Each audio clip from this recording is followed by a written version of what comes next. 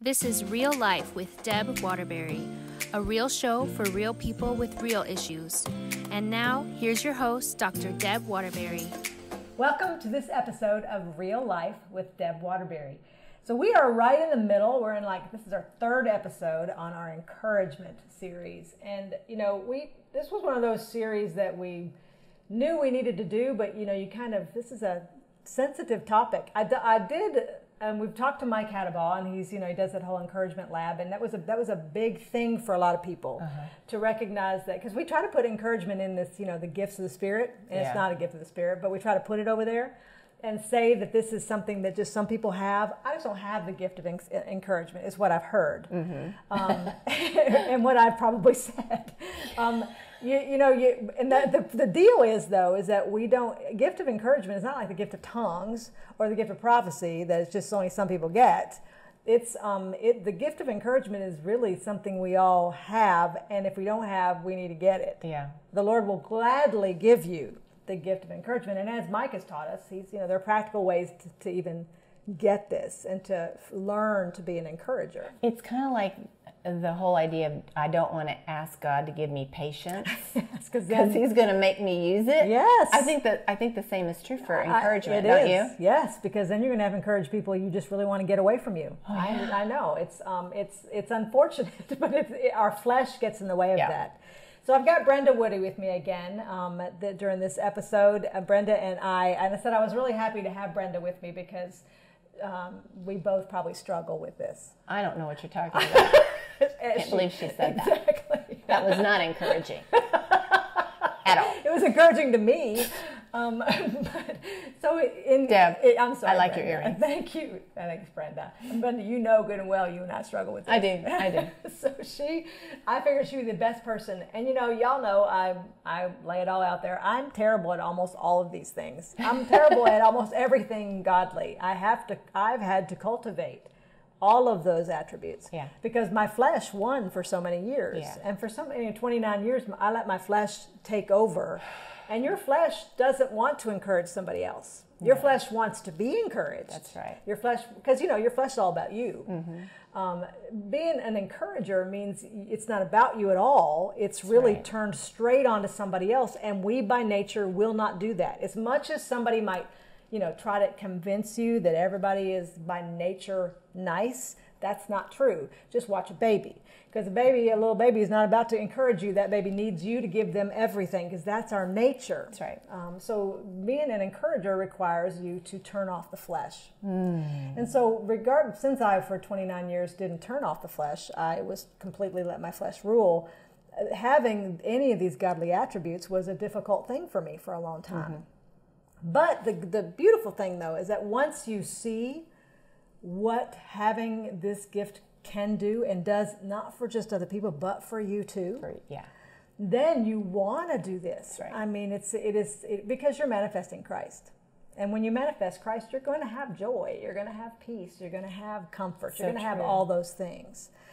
So last week we talked about encouraging your children. I talked about that with Karen. And we added some really good topics about what that looks like. This week is a little more difficult, I think, because I want to talk about encouraging your spouse. And it's difficult because, let me just be honest and be, forthright about this. It's difficult because your spouse is the one that you know the best. Yeah. And you see him or her in their worst, just like they see you in your worst. That's right. Just because of who we are, I can tend to be so nice until I get home. And then, not because I don't love Jeff, or not because I don't want what's best for him, but because I feel so comfortable with him. I let all the inhibitions down, I let my hair down, what little bit I have, and then I let myself be myself, which sometimes is giving him the worst of me. Right. And so remembering that my spouse needs all the things that I give to others is a conscious effort sometimes. Yeah. I mean, don't you believe that? It has to be. Because our spouses can really rub you the wrong way, more than anybody else, because you're with them all the time. You look like you want to say something, but you're not sure if you should. I'm just being funny. But yeah, you're absolutely right. Yeah. It is so easy to, I'm not even going to say discourage our spouses, but it is so easy to withhold encouragement. Yes. And I mean, I feel like sometimes, even when I'm not at my worst, I have a predisposition to withhold affirmation. And I do that just in general. Instead of looking somebody in the eye in the grocery store, you know, I'm walled off. Exercise class the other day, we had a substitute, and I found myself withholding a smile from her because she was aggravating me because she didn't know the terminology. And I was like, I was convicted. I realized, like, she just needs a smile. She's doing her best. She's a great instructor. I'm being so selfish right now. That's at an exercise class. So, like you said, when you're in your home and your spouse comes home and you've had a rough day, it is so easy to just withhold. Yes. Instead of extend. And take for granted the fact that he's not going to leave you if you don't. Right. And I think a lot of times we will encourage people because we want them to stay in our lives or want them to think well of us. Or give to get. Yes. And with your husband or your wife, you know, we take them for granted because they're there and they're still going to be there tomorrow. And so you don't really, you're not thinking of what I can give them verbally. And you know, one of the things and we can do so much damage with our words, but we can also do so much damage by withholding our words. That's so true. And I don't think that we really have put enough emphasis on that in our marriages. Yeah. Jeff and I have been married 34 years. Only by the grace of God have we been married 34 years because we shouldn't have been, and we should not have made it by man's standards. Right. The thing that that God has instilled in Jeff and I, after we figured out that we had to look to Christ first, but then within our relationship and relating to one another, was to be verbal about the things that we appreciate about one another or the things that we think they are doing well. You know, one of the things I used to tell my husband when we were trying to get back out of the hole in our marriage was that I didn't ever hear him say, "I love you, you're beautiful," or "touch me," or whatever. Right. It didn't mean he didn't feel that, but he wasn't saying it. When he began to say it, it meant so much to me that I had to realize, oh my goodness, what am I not saying to him? That because, you know, Jeff provides for this house all the time.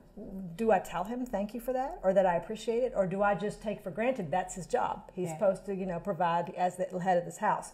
How much then, if I love it when he looks at me and says, "Debbie, you're so beautiful," or "Debbie, I'm so proud of you," which he says now quite often. How much more does it mean to him when I say that? Yeah.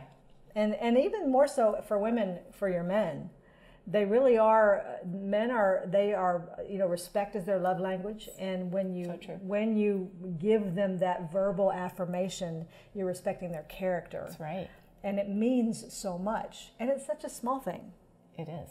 But we just don't think of it often. I mean, so, you know, not thinking of encouragement, I think, is the first hurdle. Don't you think? Asking God to make me mindful yes. of, or just help me to see those virtues that you've put in my husband. Yes. That would so easily I could so easily take for granted, like you just said. Because we focus on the bad stuff. I mean, I can of course sit here and name all the things about Jeff that annoy me, and I could do that quickly, because that's what we think about. You know what I mean? I wish you wouldn't do this. I wish you wouldn't do that. I wish you wouldn't do this. And not that I say those things to him, but those are in my brain a lot because he's with me all the time.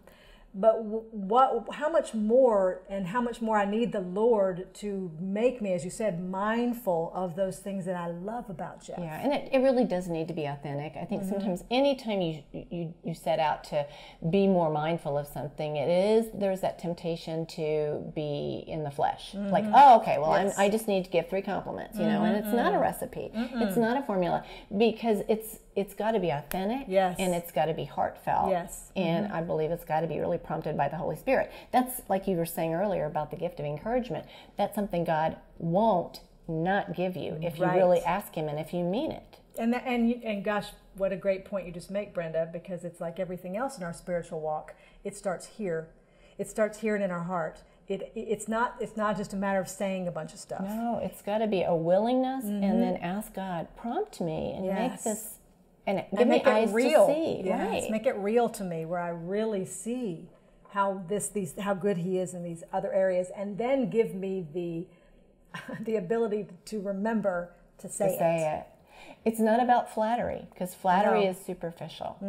It's Yes. about really honoring that man Yes. that is your covering. That's exactly right. You know, if you think about being yoked, you're in a yoke with this man, you're in a yoke with this woman. How much would it, because we are intrinsically motivated. I mean, I'm egocentric, right? Yes, of course. So I'm just like, okay, well, what is it that I'm going to really get if I make myself available to honor my husband? And the truth is, when you're in a yoke with somebody, you benefit every time their step is strong. You're in step with them, and your step is strong. That's good. So we're empowered as they're empowered. Yes, that's good. That's exactly it's right. mutually beneficial. Yes, it really is. Oh my gosh, what a great point. I mean, when you are in that flesh relationship with somebody, you're one. And so we so often think of ourselves as adversaries, or like we're in a tug of Opposites, war, or yes, whatever. or wrestling, but we're really yoked. And if we can really, even when we're in disagreement, if we could take those opportunities to say, how can I really honor my spouse right Yes. now? How can I step back from this situation, in this disagreement, or in this awkward moment that we're in, and how can I just take a breath and ask God to give me some word of affirmation? Right. Very good. It can diffuse so much. It can so quickly. I mean, the Bible says so much about, a kind word turning away wrath. Proverbs says that all the time, and it says it a number of times. And, one of the things, and one of the points that you're bringing up here that is so relevant, I think, and especially in the marital relationship, is that it is about what you can give and not about what you expect. Because I think a lot of people, and I'm going to go ahead and venture to say this, that a lot of people are going to watch this, and what they're going to think is, my husband never does that for me. My wife never does that for me. Why will my wife not do that? Why does my husband not do that? That's the problem with our marriage, because he doesn't affirm me or she doesn't affirm me. Because that's, it's like listening to a sermon. Yeah. And you're thinking, I sure wish Hester was listening to this, because if she was, she'd understand, she'd be totally convicted. We're so quick to take a word from the Lord and go, I know exactly who needs to hear that. And so when you hear these kinds of things, your natural inclination is to think about how you don't get it. Yes. True. But we are, and what we're advocating here, and what the Lord then is honored in, is that when you move outside of self, and it isn't about you, it is about feeding into this man or this woman that God has joined you with. Yeah. When you do that, it's not about whether they deserve it. No. And it's not about whether or not they've done something to preclude that. When you honor that partner that the Lord has given you, you honor God. That's right. I remember when Jeff and I were first trying to get through all the troubles. And I was just, I didn't even like him. I didn't much less want to encourage him. I didn't want to look at him or talk to him. Right. You were helping me through most of that time. I remember I didn't want to have anything to do with him. And the Lord, I was on my knees one morning just trying to get the Lord to help me, because I was pretty sure I was just going to be married to this man I didn't like for the rest of my life, and that felt like a sentence of death to me. Yeah. And so I was praying about that, and the Lord just very clearly told me that I needed to honor him. And it was not about whether or not he deserved it. And what I heard the Lord say is, he has mistreated you. This man has, that you've mistreated him, but he has mistreated you. I acknowledge that. This is the Lord speaking to me. However, this is not about what he deserves. This is about how you honor your husband, which is an honor to me. So if you, then you are to encourage him, make his dinner, do his laundry, be kind, say words of love and affirmation to him, and don't do it because you think he deserves it, because in your mind, right now, I didn't think he did. You're doing it as unto me. So look through him and look to me. And that's the thing. So please don't listen to this right now thinking about how he doesn't do this for you. This is about how do you honor the Lord in doing this for him, and then what it will do in your relationship. It changes you when you can humble yourself. It's just being a servant. Right. It's just making yourself available to say, I'm going to be obedient, and then God starts to really open your eyes to see all of these things that really are noteworthy about your spouse. That's exactly right. I remember one time, I don't even remember what the fight was about or anything. I mean, there were so many years in our marriage that, we had ups and downs, and I just remember driving down La Cholla, and I was just telling God, like, this is it. I've had it, and just Yes. telling God how disgusted I was with the whatever it was. I don't even remember. Right. And God just stopped me and said, your husband, can I say his name? You can, of course. I say Jeff's all the time.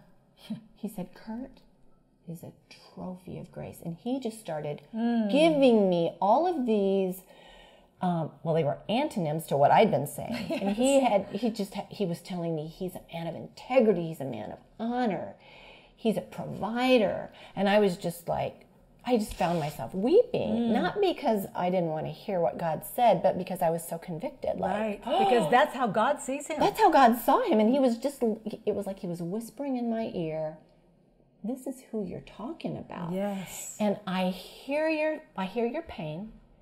You can crawl up in my lap, and you can let me love on you, but that man that you're disparaging is my son, and I love him, and he's precious.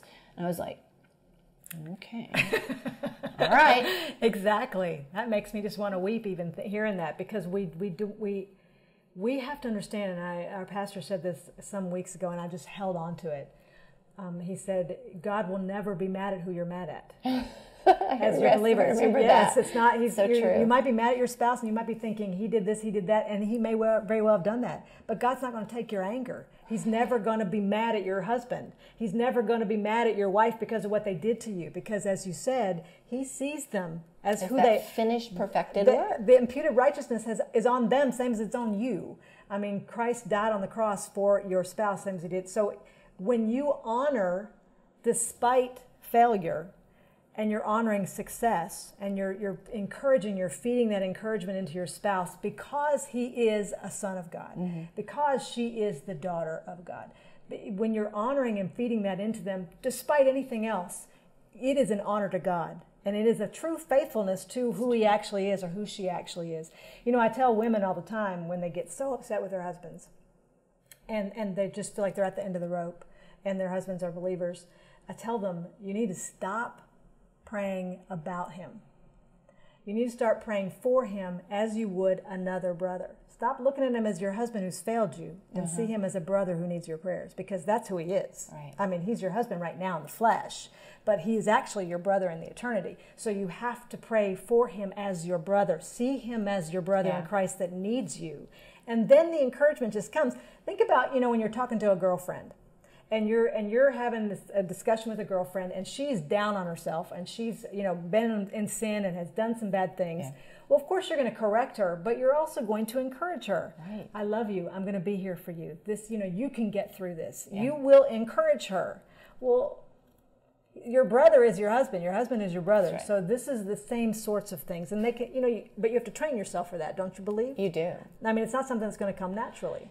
Well, it opposes the flesh. Yes. Because sometimes I'll sit in a huddle with my class, and we talk about how difficult it is for us, just as peers, to really give build-ups.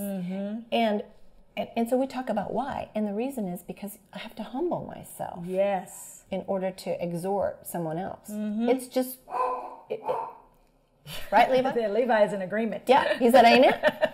But I do have to humble myself in order to exhort someone else. That it doesn't mean that I'm diminishing who I am. No. But humility has to come before we can exhort. Yes. And that's so good, Brenda, because you do have to put self aside. We so often will say something expecting something in return. Oh, yeah. Or we won't say anything because we're thinking that it will make us look less. And the thing is that, what is Jesus? I love the parable that he talks about being the person who came and sat, tried to sit next to the head of the house. And then when they had the big dinner party, and he said, you go to the front, and he's going to get embarrassed because that head of the house is going to tell him to move because there's somebody more important there. But instead, sit at the lower end and be brought forward. It's the same principle. Because if you lower yourself and humble yourself to encourage, and especially your spouse, then the Lord is so honored in that you are elevated, and you're elevated in his sight, which is monumentally more than man's sight. So that it really, again, is so much of a perspective. It is about humility. It is about understanding that God's center and moving outside of self enough to realize that this is the man or the woman that God has given you. And your job is to exhort and encourage them. That's right. To uplift them, to uphold them. As you said earlier, you're yoked to this person. Yeah. And that is a huge deal in God's eyes. That's not a small deal. This is a big, big deal in God's eyes. You're yoked to this person. And in being yoked to that person, it is your responsibility to encourage your brother, to encourage your sister. Yeah. And what I would encourage you to do is the same thing that you encouraged me to do all those years ago, which was to just put into practice the things. And I remember you giving me the prayers of declaration when I was just so upset about what I thought Jeff wasn't, and you were like, no, you begin to declare who he is. Mm-hmm. That was a way to encourage. There's so much power in your words, and as you speak the encouragement to him, speak encouragement to her, you're speaking reality into it. But when you start speaking negativity into him or her, you're speaking that into existence, and you're also speaking it into your reality. That's right. The more you say, that's your reality. So if I encourage my husband and tell him, you're such a good provider, I love you so much, you've done such a good job with the kids today, thank you so much for doing this, whatever, I encourage him, that becomes my reality. But if my reality is, why didn't you do this? Why have you done this? And it's always this constant discouraging, that becomes my reality.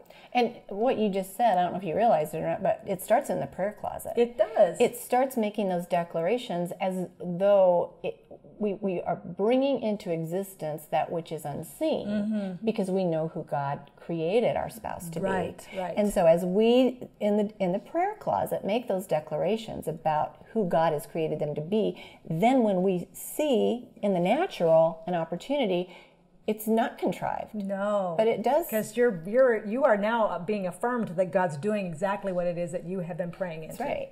Yeah. It's a beautiful thing. One thing I would never have thought worked, but it does work. It does. And it works on a spiritual level, which is so much better than the fleshly level. Even though the world would agree with what we're saying right now, that encouragement is powerful and that we all need it. There's all kinds of brain research on what happens to the brain when we hear a word of encouragement as opposed to see a neutral face or hear negative criticism or whatever. I mean, the world would not disagree. But again, it all comes back to operating in the Spirit and being Spirit-led. Because when you have built that love account, when you need to say something that may not be a word of encouragement, but when you need to have a hard talk, there's already that foundation laid, and it's so much easier. Yes. You know what I mean? I do, and that's absolutely true. So let's close with just with us encouraging you to take this to the Lord first. Make this a practice in your prayer closet. It is vital to your marriage. It's vital to all your relationships, but I'm going to tell you right now, it is vital to your marriage that you establish this with the Lord. You establish this in prayer, and then it becomes something that you practice. And it can't be about you. So it has to be about honoring God as you honor your spouse. We'll continue to pray for you. I hope that you've been encouraged by this, and I hope that you'll continue to join us for the rest of our encouragement series. Thanks, Brenda. Thanks, Deb. See you later. God bless you. Thank you for joining me today on this episode of Real Life with Deb Waterbury. I hope it's been a blessing to you as much as it was to me. If you want any of my books or information on articles or any of my speaking engagements, you can go to my website at debwaterbury.com. God bless you.